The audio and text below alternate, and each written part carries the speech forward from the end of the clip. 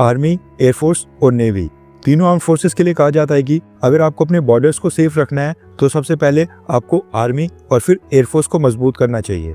लेकिन अगर आपको एक सुपर पावर की तरह दुनिया के बाकी देशों के ऊपर रूल करना है, दुनिया के हर एक कोने में अपना दबदबा बनाना है, तो फिर आपको अपनी नेवी को सबसे स्ट्रांग बनाना पड़ेगा। बस यही कारण है कि अमेरिका स्टार्टिंग से अपनी नेवी के ऊपर हैविली खर्च करता है।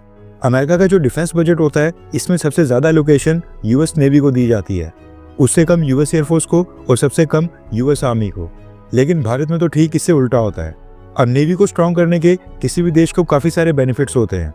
न सिर्फ अपने खुद के देश के मैरीटाइम बॉर्डर्स और समुद्री सीमा की सुरक्षा अच्छे से होती है, बल्कि अगर किसी भी देश की नेवी के पास ज्यादा रिसोर्सेज, ज्यादा naval warships, frigates, destroyers, aircraft carriers, submarines, helicopter carriers, ये सब अगर ज्यादा संख्या में होंगे तो फिर उस देश की नेवी दुनिया के बाकी रीजन में जाकर बड़ी बड़ी नेवल फ्लीट्स बनाकर एनिमी कंट्री के रीजन में जाकर वहां पर उनको चैलेंज कर सकती है। इसके अलावा दुनिया के 90% ग्लोबल ट्रेड समुद्र से ही होता है। स्ट्रॉन्ग नेवी का मतलब है कि इंटरनेशनल शिपिंग रूट्स की सुरक्षा के साथ साथ उनको कंट्रोल भी करना, एनिमी कंट्री की सप्लाई चेन, शिपिंग रूट्स को ब्लॉक करने की क्षमता रखना।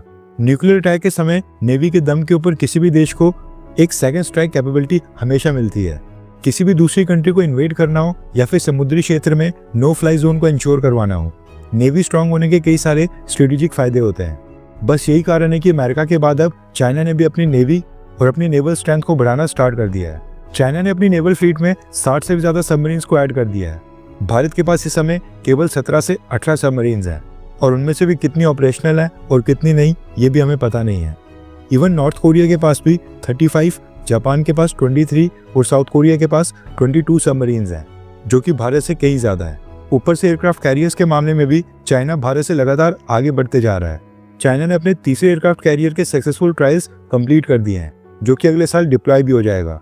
और चाइना यहाँ पर नहीं रुकने वाला है और 3 एयरक्राफ्ट कैरियर्स की मैन्युफैक्चरिंग चाइना में इनिशिएट हो गई है और साल 2030 तक चाइना के पास 5 या 6 एयरक्राफ्ट कैरियर्स की फ्लीट कंप्लीट हो जाएगी और 2040 तक चाइना 12 से 15 एयरक्राफ्ट कैरियर्स का टारगेट लेकर चल रहा है, क्योंकि इस समय अमेरिका के पास ऑलरेडी 11 एयरक्राफ्ट कैरियर्स हैं और चाइना अमेरिका को क्रॉस करना चाहता है। अब ये चीज़ें आज हम इसलिए डिस्कस कर रहे हैं क्योंकि इंडियन नेवी की तरफ से अगेन एक स्टेटमेंट सामने आई है, जिसमें वो भारत सरकार से आग्रह कर रहे हैं कि तीसरे एयरक्राफ्ट कैरियर की उनकी डिमांड्स पूरी की जाएं। इंडियन नेवी के चीफ दिनेश के त्रिपाठी सर ने रिसेंटली एक इंटरव्यू में ये स्टेटमेंट दी है कि पिछले 10 सालों में चाइना ने अपनी नेवी में जितने नेवल वॉरशिप्स ऐड किए हैं, उतनी तो इंडियन नेवी की टोटल स्ट्रेंथ भी नहीं है। इंडियन नेवी के पास टोटल जितने वॉरशिप्स हैं, उससे ज्यादा चाइना ने पिछले 10 सालों में अपनी नेवी में इंडक्ट कर दिए हैं।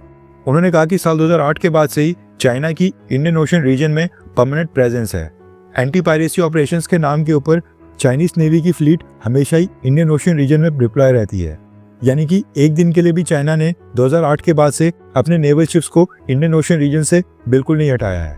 इसके आगे नेवी चीफ कहते हैं कि ऊपर से इंडियन ओशन रीजन में चाइना अपने रिसर्च वेसल्स और सैटेलाइट ट्रैकिंग शिप्स को भी पहले से ज्यादा डिप्लॉय कर रहा है।